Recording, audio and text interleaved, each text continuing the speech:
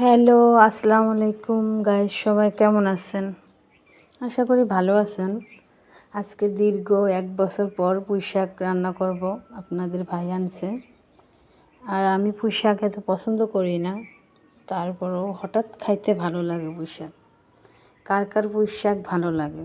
আমার হঠাৎ খাইতে ভালো লাগে, কিন্তু সবসময় খাইতে ভালো লাগে না।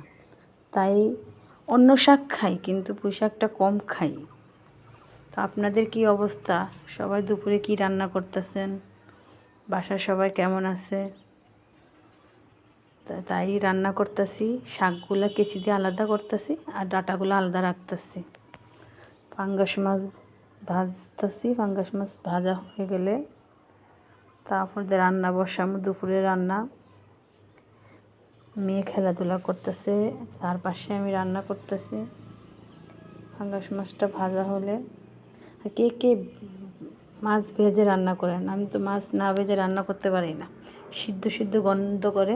অনেকে মাছ না ভেজেও রান্না করে, আমি আবার মাছ না ভেজে কোনো কিছুই খাই না, আমার ভালো লাগে না, গন্ধ গন্ধ করে। ডাঁটাগুলো আলাদা করলাম, আলাদা করে ডাঁটাগুলো আলাদা কষায় রান্না করতেছি। তারপরে শাকগুলো দিয়ে দিব।